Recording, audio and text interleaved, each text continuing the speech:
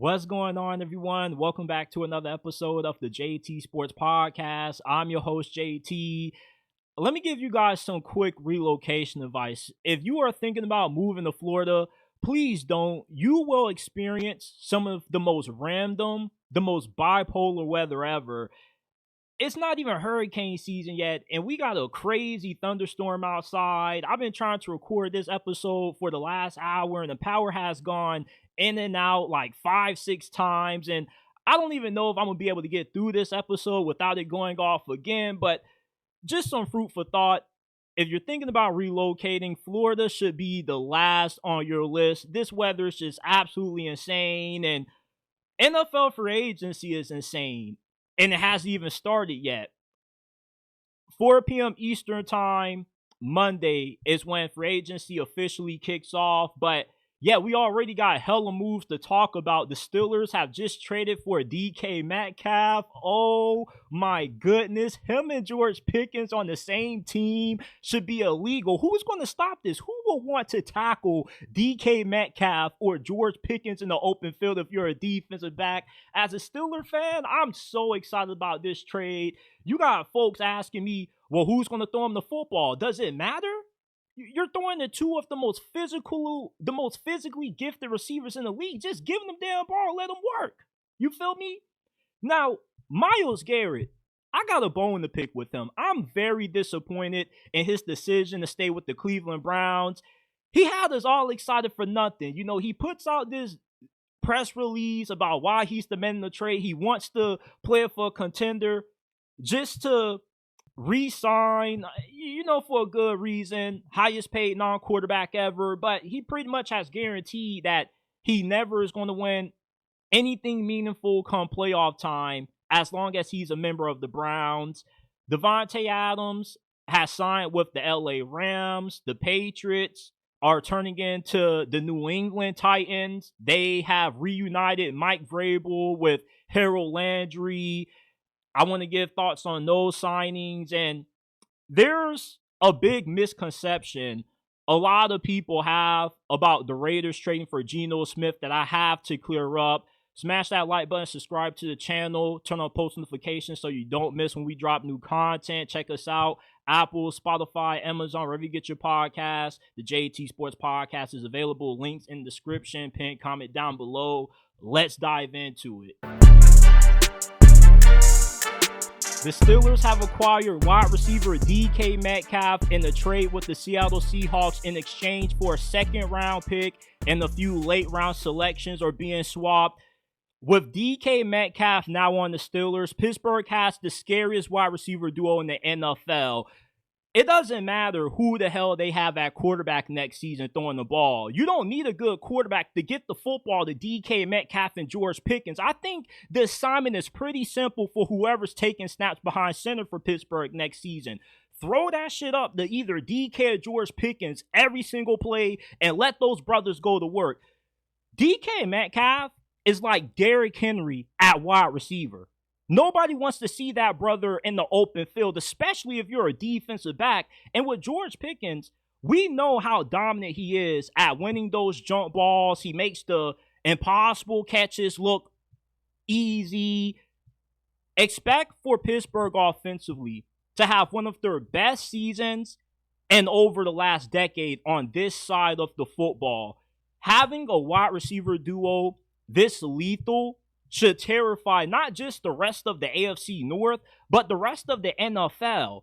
Now the Steelers are in prime position to where if they can get a good slot receiver or Roman Wilson can stay fully healthy next year, imagine how many weapons whoever's going to be playing quarterback for the Steelers is going to have. I mean, you have a load of riches now. You're throwing the DK, you're throwing the Pickens, you got Pat Freiermuth, you're going to have Roman Wilson or whoever else they get to start at slot receiver.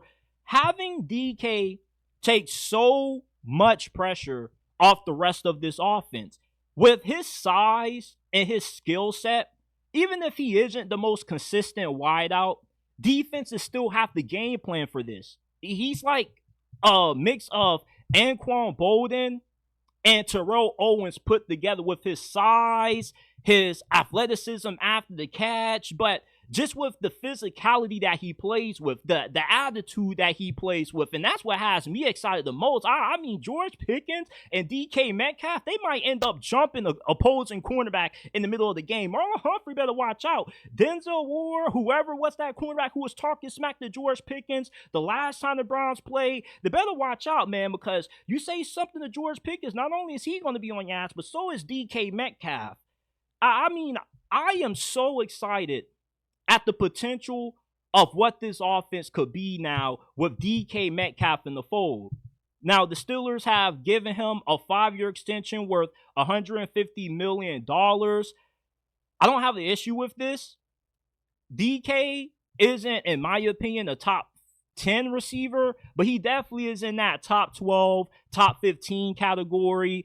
There were rumblings that, part of the reason why he wanted out of Seattle was because he just wanted to get away from Geno Smith. Don't know how true that is. But the Steelers have a great eye for wide receiver talent. They don't miss too often at this position.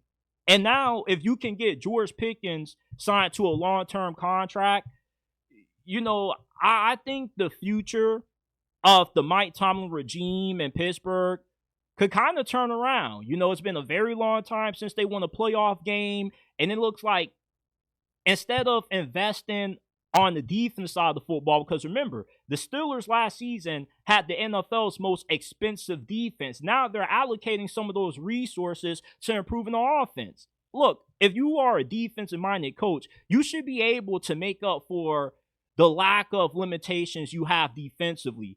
Offense is really the big issue that holds back Pittsburgh defensively. It doesn't matter how many talented guys you have paid for free agency that you have on defense if your offense is inefficient and they can't sustain drives. With DK, the Steelers' offense just got 100 times more explosive. He's one of those wide receivers that no matter if you're targeting him deep downfield or you get him the ball off a bubble screen or a 5-yard slant, he's a home run ready to happen. And same thing can be said with George Pickens. You have now the best vertical passing offense in the league, not just with what you have with your outside wideouts, but with also what you're going to get out of Pat Freiermuth. Getting DK now opens up easier opportunities for Pat Freiermuth to have a career season. So the Steelers now are putting themselves in position to not just once again compete for the AFC North title, but to also make a deep playoff run. This is what this move shows to me. We were all asking after Mike Tomlin's exit press conference what changes were going to be made, because he always likes to go off these rambles about how the definition of insanity is to do the same thing over again and get the same results. And we've been hearing this same speech for the last 3-4 years. What's going to change? Well, getting DK Metcalf is a start. Now we're going to see how they plan on improving the offensive line, how they're going to address the running back situation. But you got DK Metcalf and George Pickens, two of the best YNs in the NFL right now on the same team. The NFL should be incredibly scared right now because, man, you got two loose screws on this offense, and I just can't wait to see this unfold, man. I can't believe that the Steelers have two of the most physically gifted wide receivers on the same damn team. Who cares who's playing quarterback? Just throw either one of these dudes the ball in the open field and let these brothers work. Myles Garrett had us all fooled. He really convinced us all that he was chasing the ring and he wanted to go out on top just to do all of these shenanigans, drop a press release about why he wanted out of Cleveland. He wanted to win a championship, and he ends up turning around, deciding to stay in Cleveland for a very good reason. You can't blame the brother. They gave him a Godfather offer. When a team offers you the opportunity to become the highest paid non-quarterback in NFL history, it's an offer you can't refuse. He's getting paid $40 million a year. I can't blame him for taking this money, but I don't want to hear Myles Garrett crying when his career ends about how he never had an opportunity to compete. You see, this is what I don't understand about these NFL players. They want to win, but they want to get paid as much money as possible. When you're on an organization that wasted one of the greatest left tackles to ever play this game? What the hell are you thinking deciding to stick around, taking all this money and still think you're going to win? Myles Garrett knows doggone well that he never wanted to go to a championship contender. He was just using all of this as leverage for contract negotiations. And I get it that, it's hard to turn down this kind of generational money, but if you are a Super Bowl champion, you can make up for the loss of money that you don't get from signing these massive contracts on a championship team like the Commanders or the Bills. You can make up for those financial losses and what you get back from brand deals, sponsors, advertisements. I feel like being a Super Bowl champion, especially when you've already had the career that Myles Garrett has had to this point, exceeds getting this kind of money from a terrible team like the Browns. This team is going nowhere. I'm not trying to hate on the Cleveland Browns, but let's just be honest about the situation that they're in. We don't know if they're going to be able to get a halfway decent quarterback. You got a GM and a head coach that are both on the hot seat, and I guess that makes sense why trading Myles Garrett to begin with was really overly ambitious by me and a bunch of fans out there. It was always going to be a long shot that Myles Garrett ended up playing elsewhere next season due to how big of a cap hit the Browns would have taken to trade him away. And Stefanski and their general manager, with them both, having their jobs on the line this season, trading away Myles Garrett wouldn't have benefited them, because if they're not around to take advantage of those draft picks, what's the point? You might as well keep them.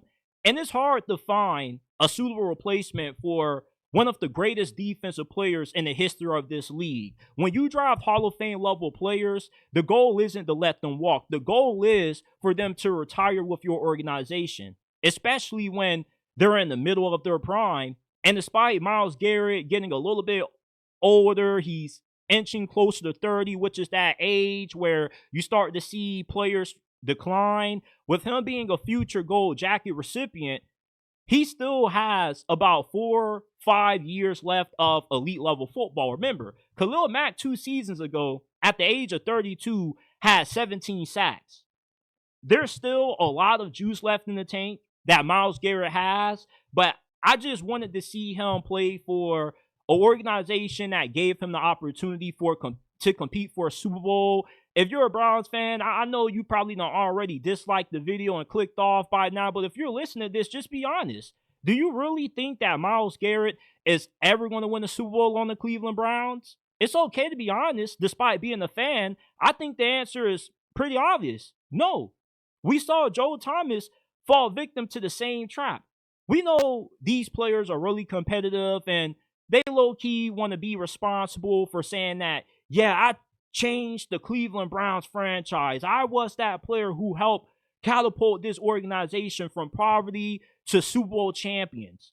But, eventually you get to a point in your career, you're like 8-9 years in, you're Myles Garrett. You just got to say, I'm never going to have an opportunity to win. And I don't think that the Browns were the only team that would have given him this offer somewhat. Maybe they wouldn't have given him so much guaranteed, but they definitely could have made up for that money in other different ways. I'm really disappointed in Myles Garrett's decision to stay with the Cleveland Browns. And it's just another example of how these players are the biggest hypocrites in the world. They'll tell you one thing: I want an opportunity to compete. I want an opportunity to go out on top as a champion. And then they end up chasing the bag instead of chasing the rings. I'm not mad at it. It's generational money. Once again, it's hard to turn down the opportunity to become the highest paid player in football. But a guy like Myles Garrett, I think his legacy kind of would get somewhat overlooked after he retires, with the fact that, you don't always see him in these national televised games. So it's easy to forget how good a guy like Myles Garrett is when his career is all said and done, when you don't always get to see him playing in meaningful games come January.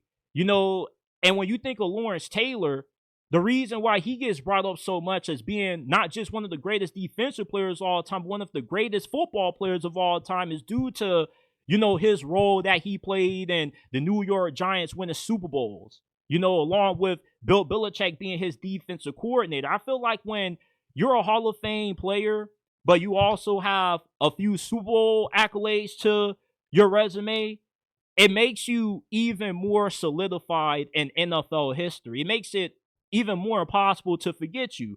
Not to say that we all are going to forget about Myles Garrett, but it just is it just feels different knowing that you went out a Super Bowl champion and you also were one of the best players ever, like Aaron Donald. When you have a Super Bowl, you are immortalized in NFL history.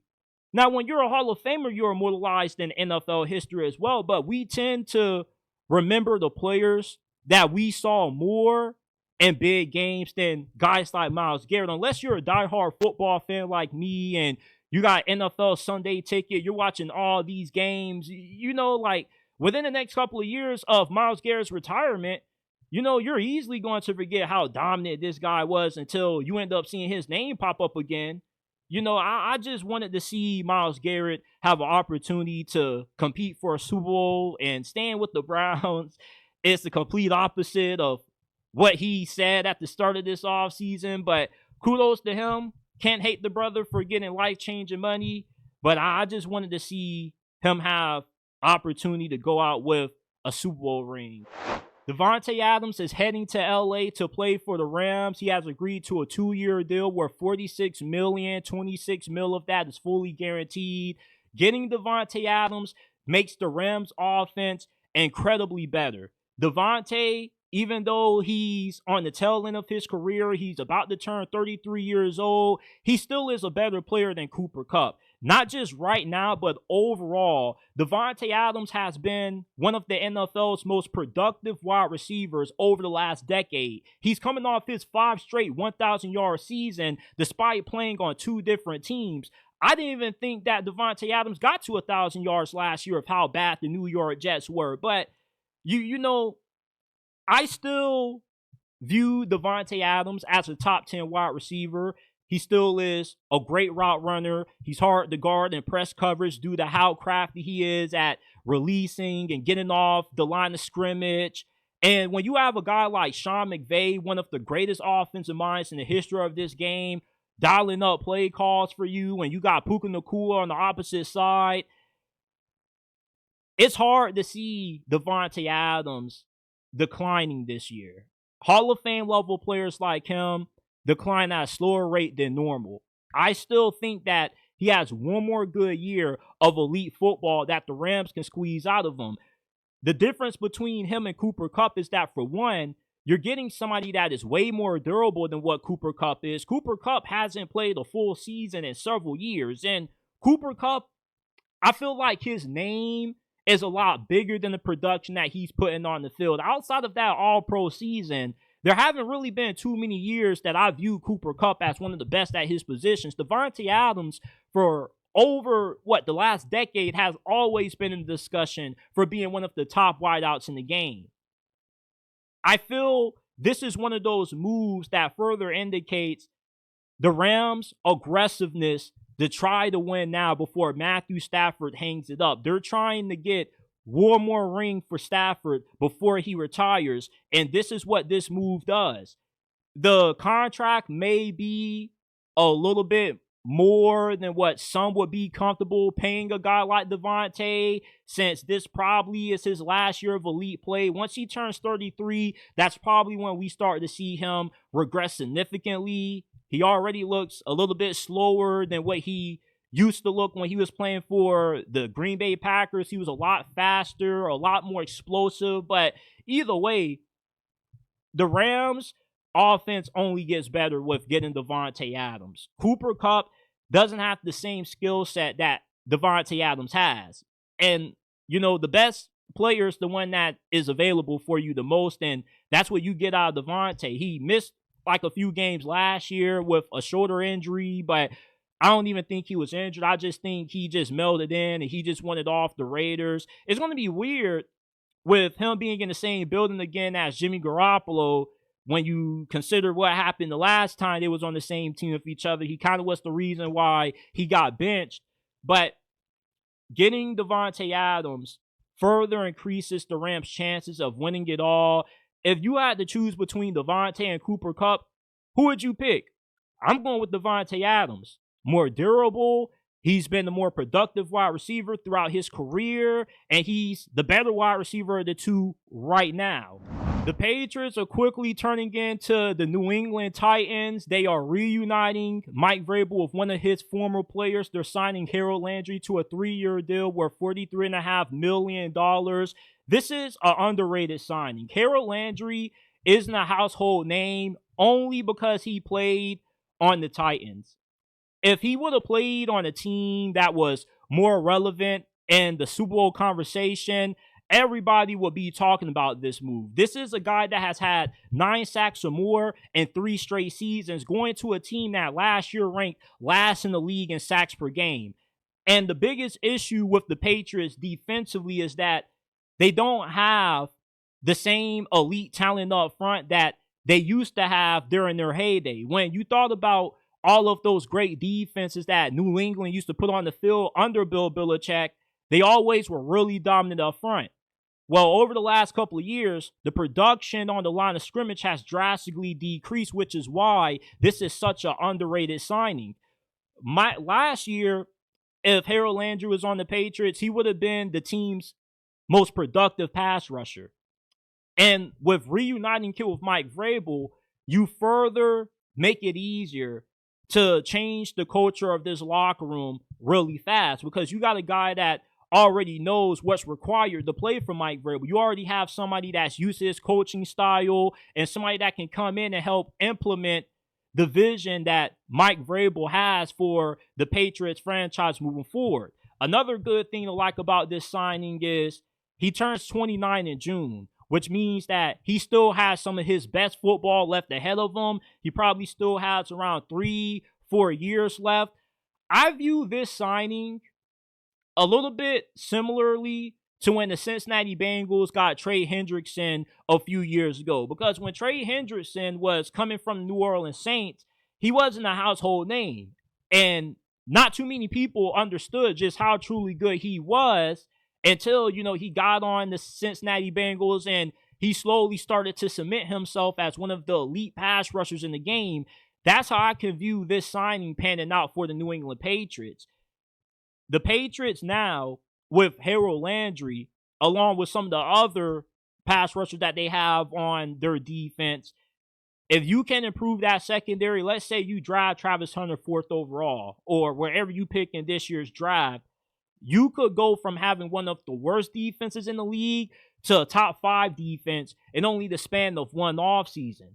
Not just with getting Harold Landry, but look at the impact that he's going to have on the overall performance of the team. You already got Christian Gonzalez. It's hard to be a shutdown corner when you have to be in coverage for as long as what Gonzo is due to your defensive line not being that great. Harold Landry is going to make Christian Gonzalez and possibly Travis Hunter even better than what they already are now that they're not going to have to be on the island for forever. Even though they can guard you for forever, it's like now you don't have to be in coverage for that long. If you don't have a good defensive line, it completely holds back the entirety of the defense. And the same thing can probably be said about having a bad secondary, but you can overcome a bad secondary if you have a formidable pass rush. If you can force the quarterback to have to get the ball out of his hands fast and not have time to take shots downfield to exploit your weak secondary, that shows how important getting a guy like Harold Landry is. And I'm surprised that not too much is being made of this signing. This is going to be one of the better free agency signings that we're going to see any team make throughout this period. And Mike Vrabel, with him already having familiarity with Harold Landry, I expect this move to pan out. And don't be surprised if we see Harold Landry end up being an all-pro selection next year. The Patriots are one of those teams that could go from worst the first in their division. You got a promising young quarterback. You got to get more playmakers around him. You got to make sure that you can beef up the protection for him as well. And you got to give him a way better defense. Getting Carol Landry is one of the first steps in the right direction that the Patriots are taking to make sure that they can end up getting this side of the football situated and that they can end up having a really good 2025 campaign. There's a misconception that I want to take a few minutes to clear up about the Raiders trading for Geno Smith. He's not mid, and he definitely is not washed. He's a top 13 quarterback in the NFL at the moment. He's a great deep ball thrower. He was third in the league in big time throws. He had the lowest amount of turnover-worthy plays on deep pass attempts. And he was highly productive despite having a terrible situation in Seattle. Everybody likes to say, oh, Geno Smith had JSN, Tyler Lockett, DK Metcalf. There's no reason why he should have played at the level that he did last year. Well, even if you do have good receivers, it's hard to still play at a high level when you're pressuring on 38.5% of your dropbacks like Geno was behind one of the worst offensive lines in the league. Seattle's offensive line has been garbage for going on a decade plus now. And yet Geno, despite being pressured so often, still was one of the most accurate quarterbacks in the league. He's one of 20 quarterbacks in NFL history to finish the season completing 70% of his passes. Not only are you getting somebody that is a great deep ball thrower, but you're getting one of the most accurate quarterbacks in the league, which goes to my main point that I want to emphasize to the folks out there that have skepticisms around the Raiders making this trade. Geno Smith isn't a good enough quarterback to carry a team. That's what Seattle was asking him to do last year behind the offensive line that was garbage, an inconsistent rushing attack, hence why he had so many turnovers in the red zone. If you can't run the football in the red zone, you're putting your offense at a disadvantage. It's hard to throw the ball once you get inside that red area because the field is condensed. The majority of your playbook gets cut down. So if you can't run the ball and you put all this pressure on your quarterback to have to be Mr. Perfect, you know, of course you're going to get the results that you got from Geno Smith last year. But with the situation that he's going into with the Las Vegas Raiders, though, it's more conducive to him having a good season. Last year, he had a solid season. It wasn't a good season. It definitely could have been better. It wasn't as good as his first season being the full-time starter in Seattle, but this year, with the Raiders having so much money to spend in free agency and having a lot of draft capital, they should be able to build a complete offense around Geno Smith where you're only asking him to be a game manager. You only need him to throw the ball 20 to 25 times. You have a good run game, which is going to help tailor to his strengths because with how accurate he is throwing the deep ball, you get that run game going, then you get that play action pass game going. Then you can get those deep vertical passing shots downfield with that nice deep ball that Geno throws so beautifully. And one thing that gets overlooked about the NFL is how you don't always need to have a uber quarterback like a Mahomes or Lamar or Josh Allen or Joe Burrow to win. You don't need an all-time great at QB to be able to win in today's NFL. We've seen guys like Joe Flacco be able to lead a team to the playoffs, be able to win a Super Bowl despite not always being considered the best at his position. If you have an overall good team, you can win with a guy like a Geno Smith. And Geno Smith gets a little bit more hate than what he actually deserves. Given how he has just resurrected his career when he's been viewed as a bust and a journeyman backup for the longest. You know, a guy like this, to get him when you don't really have anybody else that's better, was a huge pickup for Las Vegas. For all of you guys that hate this trade, tell me, what were the better options that the Raiders could have gotten? None of the quarterbacks in the NFL draft are better than Geno Smith. And you know, the best quarterback in free agency this year is Sam Darnold. The gap between Darnold and Geno Smith isn't really that big. And if you were to ask me who would I rather have, I'll take Geno Smith because Geno Smith has had a more consistent track record of being able to produce. And one of Sam Darnold's biggest issues is that he struggles under pressure. Geno Smith, he thrives with pressure in his face. That's when he plays his best football. I'll take Geno Smith over Sam Darnold, Aaron Rodgers, and Russell Wilson. Like, you can say that this wasn't a good trade, but when you zoom out and you contextualize it, it was the best trade the Raiders could have made to improve one of the biggest holes they had coming into this offseason. You know, you were in a handful of one-possession games with Gardner Minshew and Aiden O'Connell. And if you would have had a guy like Geno Smith in some of those ball games, you probably win at least 2 or 3 of those ball games. So, listen, Geno Smith, I'm not saying that he's a top 10 quarterback or he's some kind of game changer at the position. But when you give this guy a good team around him and you can establish a consistent rushing attack and you got playmakers at wide out, he's going to ball out. Geno Smith now puts the Raiders in position to where they could shock us all and make it into the playoffs. And even if they don't make it to the playoffs next season, the goal this year is to just put a watchable product on the field. I've been alive on this world for almost 23 years. I turn 23 next week on March 17th. And I've only seen the Raiders make it to the playoffs about 2-3 times in my life. And the 2 times they made it to the playoffs, it was with teams that didn't really look that good on paper. Like, they went with an interim head coach, Rich Bisaccia, a few years ago, Jack Del Rio like a decade ago.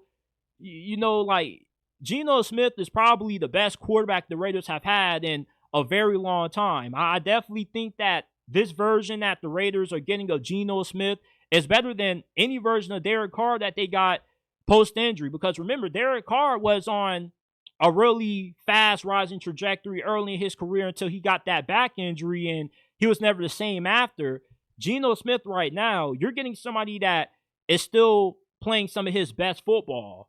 Just because the Seattle Seahawks are getting rid of him for a 3rd-round selection doesn't necessarily mean that, you know, he's damaged goods. One man's trash is another man's treasure. We've seen plenty of quarterbacks late in their careers when we thought they were done be able to still have some productive seasons. So the misconception about this Geno Smith trade is that the Raiders aren't getting a good enough quarterback that can make them any better than what they were last year. No, that's false. Geno Smith last year, with that bad offensive line that he was playing behind and the inefficiency that he got from the run game, he was put in a situation where he had to be more than what he actually is. And that's to be a superstar quarterback. When you're asking your quarterback to do what Geno Smith had to do in Seattle, you're asking them to do something that guys like only Joe Burrow, Josh Allen, Lamar, and Mahomes can do. Only a small percentage of today's quarterbacks in the league are truly good enough to overcome all of the limitations that Geno Smith had to deal with last year in Seattle. And you reunite him with Pete Carroll, who was the guy who first got Geno Smith playing at even a serviceable level to be a starter again.